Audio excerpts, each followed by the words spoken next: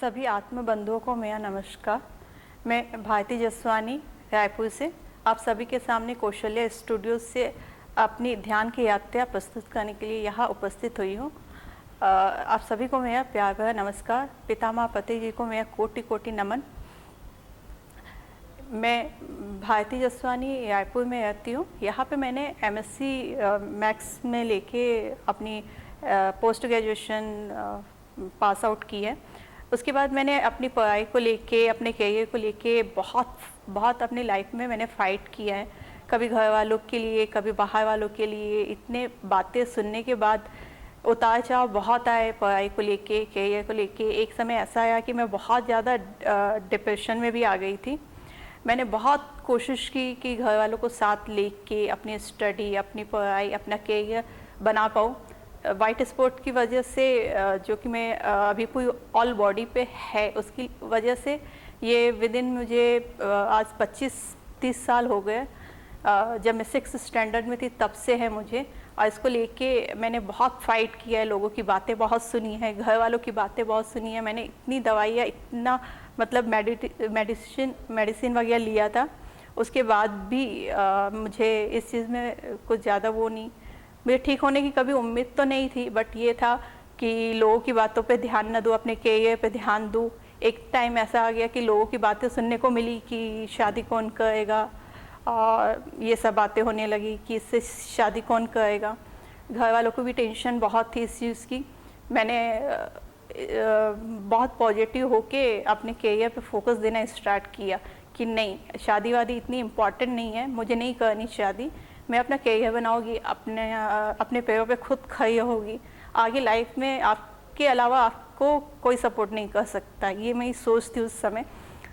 आगे बढ़ने की चाह, आगे बढ़ने की ललक तो थी, लेकिन सपोर्ट नहीं था। एक बहुत ज़्यादा डिप्रेशन में एक समय आया कि मैं बहुत ज़्यादा डिप्रेशन में आ गई थी, और मैंने सुसाइड तक करने की कोशिश की थी अपनी लाइफ में। मैंने की, सुसाइड भी किया मैंने। उस समय मेरे को बहुत पछतावा हुआ कि गलत काम था, मुझे नहीं करना चाहिए था। मैंने सुसाइड करने की कोशिश की। उसके बाद जगन्नाथ मंदिर में योगा क्लासेस चलती थी, वहाँ पे शोभा बख्शानी मैम थी, उनकी क्लासेस चलती थी योगा की। मैंने उनके साथ वहाँ पे ज्वाइन किया। योगा सीखते सीखते मैंने भी योगा सिखाना स्टार्ट किया। मैम ने योगा के साथ साथ मेडिटेशन क्लास भी लेना स्टार्ट की। तब मैं मेडिटेशन में मैं आना स्टार्ट हुई। सबसे बड़ा श्रेय मेडिटेशन में आने का, यदि किसी को श्रेय जाता है मेरी लाइफ में, तो वो शोभा मैम का है। उनकी वजह से मैं ध्यान में आई। उन्होंने मुझे बहुत सपोर्ट किया, बहुत पॉजिटिव रखा उन्होंने मेरे को अपनी लाइफ में। उनकी सानिध्य में मैंने योगा भी सीखा, क्लासेस भी ली। बाद में मैम के यहाँ 9 दिन का नवरात्रि पे उन्होंने ध्यान रखा था अपने घर पे, तो मैंने वहाँ जाना स्टार्ट किया। उन्होंने इनवाइट किया मुझे कि 9 दिन यहाँ आके देखो तो मेडिटेशन क्या होता है। तो वहाँ पे अलग अलग डे, अलग अलग मास्टर्स, अलग अलग क्लासेस लेने आते थे। उनका जो अनुभव था, उनकी जो बातें थी, जो ध्यान होता था वहाँ पे 1 घंटे, मुझे बहुत ही पीसफुल लगा। उस समय से लेके फिर मैं मेडिटेशन में जाने लगी, और मुझे इतना अच्छा लगने लगा कि बस उसमें ऐसा आनंद सा आने लगा। उसके बाद मेरा ये कंटिन्यू चलता है। हाँ, जगन्नाथ मंदिर में भी 40 दिन की क्लासेस होती थी वहाँ, तो मैंने वहाँ भी अटेंड किया। उसके बाद मेरी लाइफ में बहुत चेंज आ गया। मैं इतनी पॉजिटिव हो गई उस समय कि उस समय बस ये लगा कि अब अपने आप पे ध्यान देना है। कोई कुछ भी बोले, कोई कुछ भी कर, इतना इम्पोर्टेंट मुझे नहीं देना है। सिर्फ मुझे अपने आप पे फोकस करना है करके मैं अपनी लाइफ से प्यार करने लगी थी। अपने आप से प्यार करना, सेल्फ लव बहुत इम्पॉर्टेंट है दोस्तों। सेल्फ लव जब आप अपने खुद से प्यार करना स्टार्ट करोगे ना, तो रास्ते अपने आप मिलते चलते हैं। मैंने एक समय था कि नहीं, ये घर वालों को पसंद नहीं तो नहीं करना, या कुछ ये माइंड में रहता था। बट ध्यान में आने के बाद सही क्या है, गलत क्या है, चीज़ें मेरे को बहुत अच्छे से समझ में आने लगी थी। मैंने ध्यान की यात्रा 2014 से स्टार्ट की। आज मुझे 6 साल आ गए, 6 साल हो गए मैंने कंटिन्यू ध्यान को किया है। अलग अलग सेक्शंस जो जूम में क्लासेस में होती है उनको सुना है। ध्यान में आने के बाद अपने आप से तो प्यार करने लगी थी मैं, बट उसके बाद भी करियर पे फोकस था, आगे बढ़ने की चाह थी, बहुत कोशिश की मैंने, अपने फैशन डिज़ाइनिंग का कोर्स भी किया, बीएड भी किया, उसके बाद मैंने ब्यूटिक भी स्टार्ट की, उसमें भी मतलब काफ़ी हद तक मैंने सक्सेस तो पाया, लेकिन एक समय आया कि बस वहाँ भी मैं कई सपोर्ट नहीं होने की वजह से थक गई थी, वहाँ भी करते करते एक समय आया कि बस अब इतना स्ट्रगल में ऐसे नहीं हो है करके वहाँ भी मैं छूट गया मेरा। उसके बाद लगा कि एक मौका दिया जाए लाइफ को, शायद शादी के लिए हाँ बोल दिया जाए, शायद उसमें भी शायद कुछ हो मेरी लाइफ में, शायद हो सकता है कि वहाँ भी आगे बढ़ने का, जीवन को जीना चाहिए दोस्तों, जहाँ भी लाइफ मिलती है आगे बढ़ना चाहिए। मैंने अपनी लाइफ को स्टॉप कर दिया था कि मुझे नहीं करना, आगे नहीं बढ़ना, बहुत सारी कोशिश की स्ट्रगल को भी लेके, बट वहाँ भी अनसक्सेस हाथ में लग गई थी। हालांकि काफ़ी हद तक पॉजिटिव तो थी उस समय में।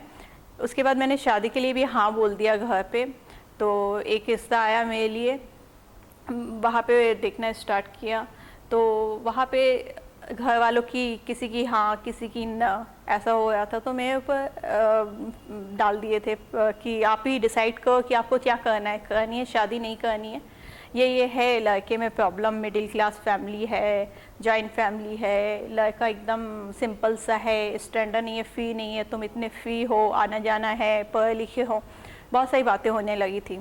मेरे पापा के माइंड में था कि तुम एडजस्ट नहीं कर पाओगे वहाँ पे, तुम्हारे लायक फैमिली नहीं है। मम्मी को लगता था कि नहीं, यू आर द, तो आपके लिए बिल्कुल परफेक्ट है, कुंडलियाँ मैच हो गई है, बहुत सारी बातें हुई। तो मैंने कहा मैं देखना चाहूँगी करके, मैं मिलूँगी करके। तो उससे पहले जिस दिन हम लोग की मीटिंग होने वाली थी, तो मैं ध्यान में बैठी, मैंने मैसेज डाला उस समय कि प्लीज़ मुझे कोई रास्ता दिखाइए, यदि ये लड़का मेरे लायक है, मेरी शादी इसी के साथ होनी है, तो आप प्लीज़ मुझे गाइड कीजिए करके। मैं 1 घंटे के ध्यान में बैठी मैसेज डाल के, और सडनली एकदम से फेस सामने आया लड़के का, और एकदम से छूमंतर हो गया, विदिन वन सेकेंड आके और चला गया। तो मेरी आंखें एकदम से खुली, मैंने कहा ये क्या था करके। मैंने तो एक ही बार बस उनकी फ़ोटो बस देखी थी, और मेरे सामने से वो आ गया, तो मुझे लगा नहीं, शायद सही रिश्ता है मेरे लिए और मुझे कर लेना चाहिए। फिर भी मेरे माइंड में था जब मीटिंग के लिए थी कि एक बार अच्छे से बात करने के बाद ही मैं डिसाइड करूँगी। घर वालों की किसी की हाँ किसी की ना, मैंने बात की, मुझे बहुत हॉनेस्ट लगे, मैंने वहाँ हाँ बोल दिया। मेरे पापा ने बहुत समझाया उस समय कि तुम्हारे देख लो, अच्छे से 2 दिन टाइम ले लो, अच्छे से सोच लो। मैंने कहा नहीं, मुझे समय नहीं चाहिए, मैंने बहुत अच्छे से सोच लिया। ध्यान की शक्ति तो इतनी है दोस्तों कि क्या बताओ, यदि ध्यान में मुझे इतना क्लियर रास्ता मिल चुका था, तो मुझे सोचने के लिए टाइम तो चाहिए नहीं। हम ध्यानी लोगों को ये तो पता ही है कि कुछ भी होता है तो उसके पीछे कुछ ना कुछ रीज़न होता है। रीज़न मुझे बाद में शादी के बाद पता चला।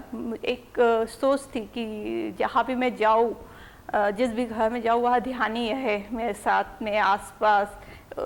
ये एक मतलब सोच रहती थी। जैसे मैं शादी के बाद वहाँ गई तो मैंने देखा कि वहाँ की जितनी लेडीज़ है, या फिर वो सत्संग से जुड़ी हुई है, या फिर वो मेडिटेशन करती है। मेरी सासू माँ वो भी मेडिटेशन करती है, मेरी जेठानी मेडिटेशन करती है। मुझे देख के इतनी खुशी हुई, इतनी खुशी हुई।